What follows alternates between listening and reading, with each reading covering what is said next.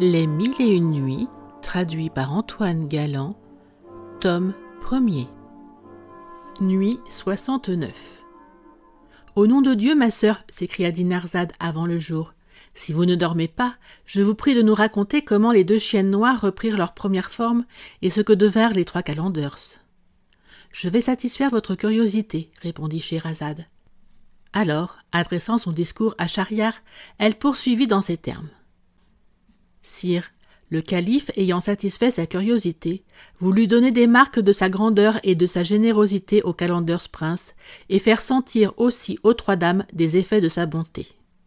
Sans se servir du ministère de son grand vizir, il dit lui-même à Zobéide.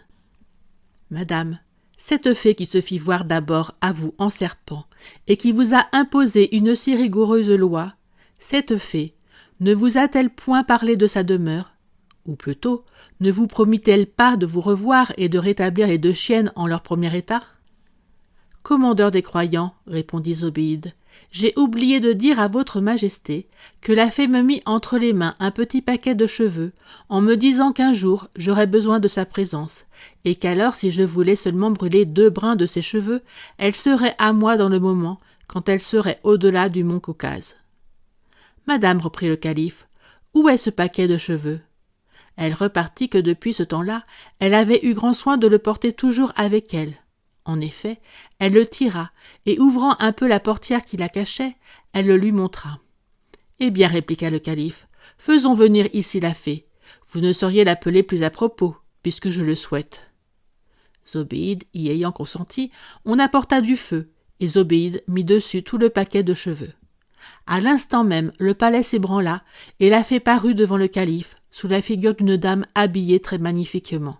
« Commandeur des croyants, dit-elle à ce prince, vous me voyez prête à recevoir vos commandements. La dame qui vient de m'appeler par votre ordre m'a rendu un service important. Pour lui en marquer ma reconnaissance, je l'ai vengée de la perfidie de ses sœurs en les changeant en chiennes. Mais si votre majesté le désire, je vais leur rendre leur figure naturelle. »« Belle fée, lui répondit le calife, vous ne pouvez me faire un plus grand plaisir. Faites-leur cette grâce. Après cela, je chercherai les moyens de les consoler d'une si rude pénitence. Mais auparavant, j'ai encore une prière à vous faire en faveur de la dame qui a été si cruellement maltraitée par un mari inconnu. Comme vous savez une infinité de choses, il est à croire que vous n'ignorez pas celle-ci. Obligez-moi de me nommer le barbare qui ne s'est pas contenté d'exercer sur elle une si grande cruauté, mais qui lui a même enlevé très injustement tout le bien qui lui appartenait. Je m'étonne qu'une action si injuste, si inhumaine et qui fait tort à mon autorité ne soit pas venue jusqu'à moi. Pour faire plaisir à votre majesté, répliqua la fée, je remettrai les 2 chiennes en leur premier état.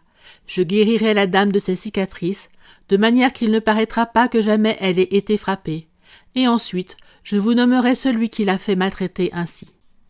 Le calife envoya quérir les 2 chiennes chez Zobéide, et lorsqu'on les eut amenées, on présenta une tasse pleine d'eau à la fée qui l'avait demandée. Elle prononça dessus des paroles que personne n'entendit, et elle en jeta sur Amine et sur les 2 chiennes. Elles furent changées en 2 dames d'une beauté surprenante, et les cicatrices d'Amine disparurent.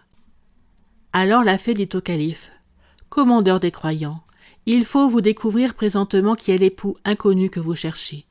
Il vous appartient de fort près, puisque c'est le prince Amin, votre fils aîné, frère du prince Mamoun, son cadet. Étant devenu passionnément amoureux de cette dame sur le récit qu'on lui avait fait de sa beauté, il trouva un prétexte pour l'attirer chez lui, où il l'épousa. À l'égard des coups qu'il lui a fait donner, il est excusable en quelque façon.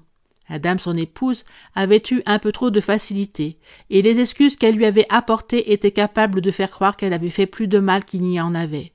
C'est tout ce que je puis dire pour satisfaire votre curiosité. » En achevant ces paroles, elle salua le calife et disparut. Ce prince, rempli d'admiration et content des changements qui venaient d'arriver par son moyen, fit des actions dont il sera parlé éternellement. Il fit premièrement appeler le prince Amin son fils, lui dit qu'il savait son mariage secret et lui apprit la cause de la blessure d'Amin. Le prince n'attendit pas que son père lui parlât de la reprendre, il la reprit à l'heure même.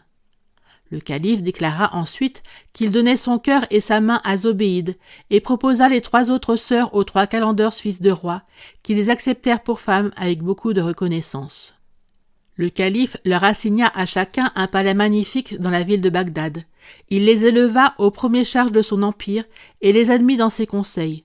Le premier cadi de Bagdad, appelé avec des témoins, dressa les contrats de mariage, et le fameux calife Haroun al-Rachid, en faisant le bonheur de tant de personnes qui avaient éprouvé des disgrâces incroyables, s'attira 1000 bénédictions.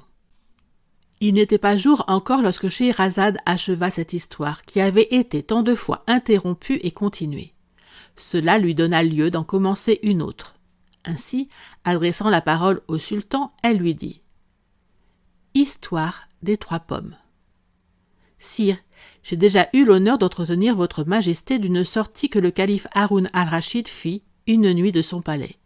Il faut que je vous en raconte une autre.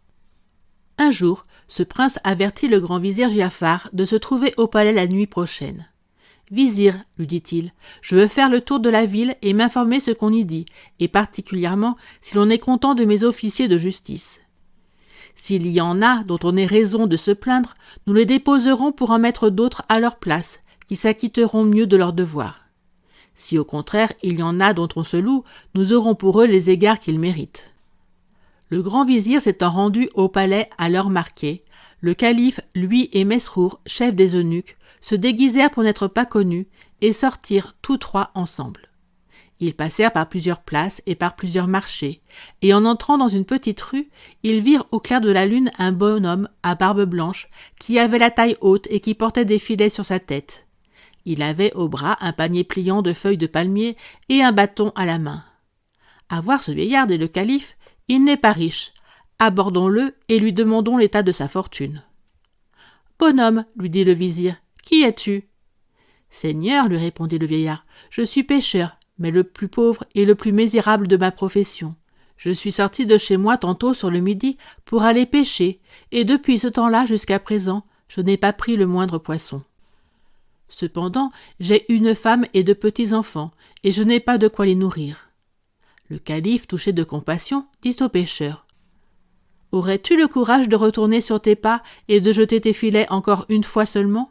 Nous te donnerons 100 sequins de ce que tu amèneras. » Le pêcheur, à cette proposition, oubliant toute la peine de la journée, prit le calife au mot et retourna vers le Tigre avec lui, Giafar et Mesrour, en disant en lui-même « Ces seigneurs paraissent trop honnêtes et trop raisonnables pour ne pas me récompenser de ma peine, et quand ils ne me donneraient que la 100e partie de ce qu'ils me promettent, ce serait encore beaucoup pour moi. » Ils arrivèrent au bord du Tigre, le pêcheur y jeta ses filets, puis les ayant tirés, il amena un coffre bien fermé et fort pesant qui s'y trouva.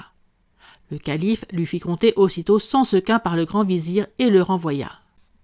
Mesrour chargea le coffre sur ses épaules par l'ordre de son maître, qui, dans l'empressement de savoir ce qu'il y avait dedans, retourna au palais en diligence.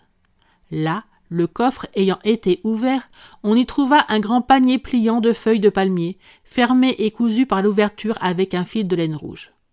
Pour satisfaire l'impatience du calife, on ne se donna pas la peine de découdre, on coupa promptement le fil avec un couteau, et l'on tira du panier un paquet enveloppé dans un méchant tapis et lié avec de la corde. La corde déliée et le paquet défait, on vit avec horreur le corps d'une jeune dame plus blanc que de la neige et coupé en morceaux. Scheherazade, dans cet endroit, remarquant qu'il était jour, cessa de parler. Le lendemain, elle reprit la parole de cette manière. Merci d'avoir regardé cette vidéo. Afin de me soutenir, n'oubliez pas de liker la vidéo en cliquant sur le pouce et abonnez-vous à la chaîne, c'est gratuit.